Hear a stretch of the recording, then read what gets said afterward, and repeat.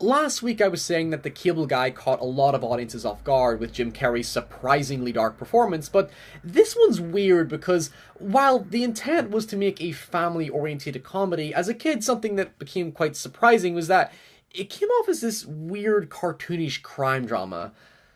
So let's explore The Mask.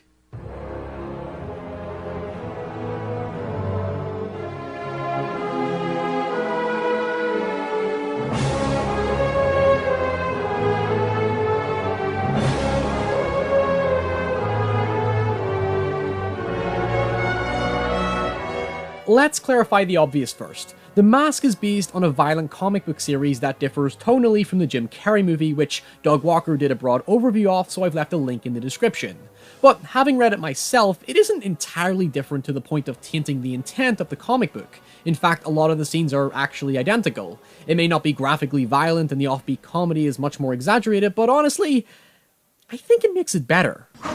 The character arc of Stanley Ipkiss is probably the most substantial difference. Ipkiss in the comic goes down the Breaking Bad route of losing his moral code and effectively becoming a villain. In the film, Stanley has a lot more charm and modesty to him. For one, he's actually likable, and the film makes a very clear point to show him being the only guy in Edge City not to be some sleazy sexist prick, whereas in the comic, Stanley begins as a bit of a dick and eventually just embraces the terrible nature of the world.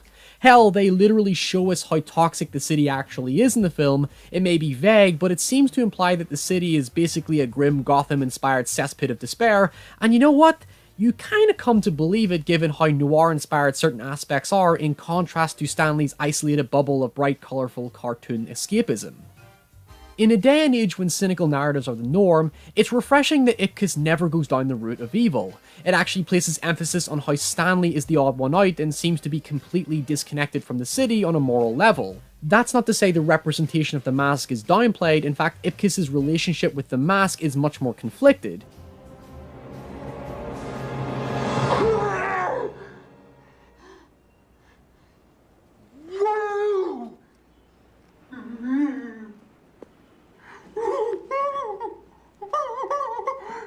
In the comic, Ipkiss is in full control of his actions, but in the film, it implies Ipkiss, being the weak, fragile man that he is, surrenders control when becoming the Mask.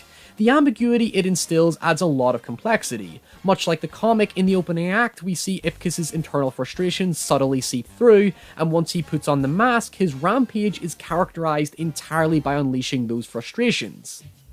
But in the film, his behaviour as the Mask is like his inner feelings being forced out rather than naturally encouraged. As a result, Ipkiss falls into even more self-doubt and anxiety to the point that he worries that his identity is being lost to an artifact that dominates his innocuous existence. He doesn't embrace it like the comics, he totally fears it. And when we get to the conclusion, it's clear that once he's found his self-confidence, he can effectively control the Mask the way that he wants. The Mask is the city persona he aspires for, but rejecting the Mask at the end shows he doesn't need a false artificial persona to dictate his own behaviour, and instead has the confidence to embrace the person he truly wants to be. Comic Stanley revels in his violent actions, but film Stanley is conflicted by having power and wanting humanity, and he can't have both until he's overcome his own insecurities.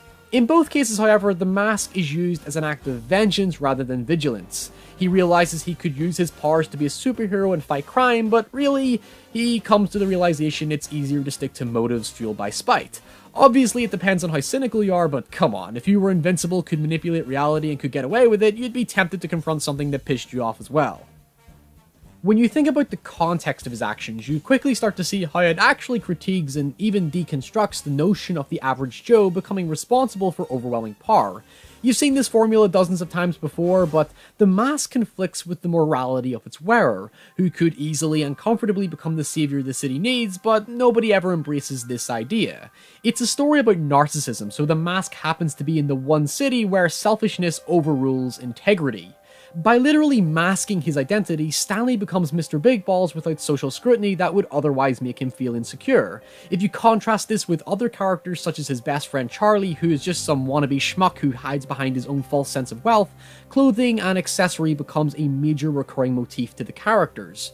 We already know Charlie isn't as charming or approachable as Stanley, but he boasts enough of a big game that the city comes to favour his prideful presentation, while Ipkiss's childish pyjamas become a centrepiece to Kellaway being able to identify the only guy in town who would dress like that, and generally establishes a pitiful personality conflict.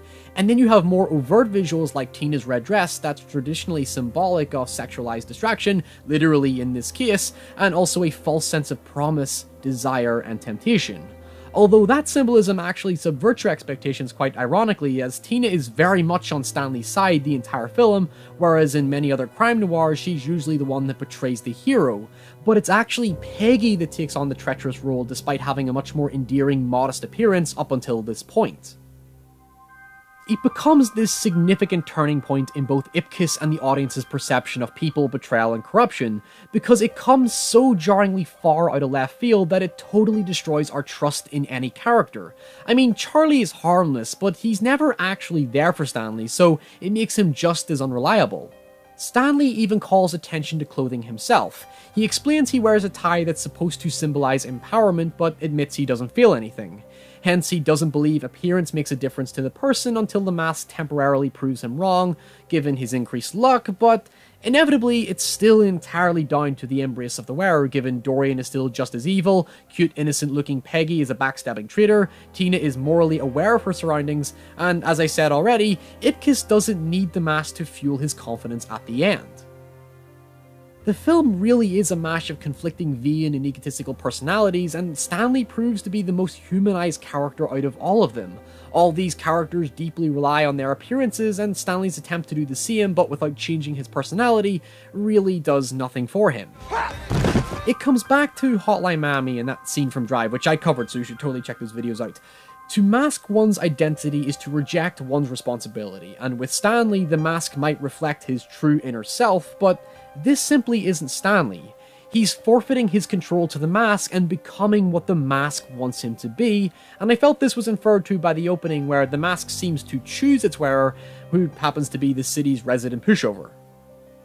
Something striking about our introduction to the mask is that it comes alongside a freak accident that seemingly kills the diver who discovers it. As a result, my perception of the mask came with the association of death in order to get to its rightful owner, hence Ipkiss confusing it with a body floating in the water as if to say he's found his missing identity. But this isn't exactly who Stanley wants to be, and I always viewed the spinning animation as a reflection of his inner battle with the mask because it contrasts with the ominous spiraling black smoke that consumes Dorian when he puts on the mask. In Dorian's case, he already knew what he wanted to be, hence there isn't any conflict in his transformation. And for the record, to reinforce his evil, he actually throws Peggy into the press machine in a deleted scene. She had it coming, I just thought I'd mention that. It plays into psychologist Dr. Newman's theory of people using social masks in their everyday life. In his perspective, you must learn to control the mask or the mask controls you. In other words, you have to fundamentally retain your true identity and self or risk losing it to a fabrication you created. That's exactly what happens to Stanley in the comics. The very moment he becomes the mask, he becomes aggressive, violent, and exposes how he really was just as much of a bitter asshole as everyone who took advantage of him. Thus you lose any sympathy you have for him, well, at least I did. Like I said earlier, Stanley dumping the mask at the end of the film visualizes that he is in full control of himself and rejects the fabrication of his narcissistic personality. But let's not forget the significance of the mask to begin with. It's completely ambiguous and it's best it remains that way, but the general theory the film presents, ignoring the son of the mask blatantly punching you in the face with it as a fact, is that it represents the Norse god Loki, you know, that trickster fella who likes to shapeshift and caters exclusively to his own self-interest and preservation to the point of irreverence and nihilism. Yeah, that guy. Put it this way, everything that happens as the mask affects reality, but the actions aren't dictated by the logic of reality, so the wearer can just as easily create or do anything they desire or be who they desire. But ultimately, in a city totally consumed by selfishness and vanity, ironically nobody ever stops to think about how powerful they truly are. Very much like human nature, characters don't see the greater picture. They simply concern themselves with their own petty irreverence in the same vein as Loki, so by the end it becomes a missed opportunity to be more than a mere mortal bound by social and structural pressures they feel oppressed by. The mask doesn't become a representation of their power. It really just becomes their weapon. if you're a purist to the comic and want that proper mask adaptation, I mean, Deadpool isn't far off. Next week, we're going to be looking at the big one. This is personally, for me, not only my favorite comedy of all time, but this also happens to be one of the most ridiculous film noirs ever made. And I'm not talking about Roger Rabbit, I'm talking about another film involving animals. If you enjoy the show and want to get early access and even request your own episodes, please do consider supporting me on Patreon. There is a link in the description. That's what's going to help keep these lights on. And until next time, stay safe, and I'll see you all very soon. Bye!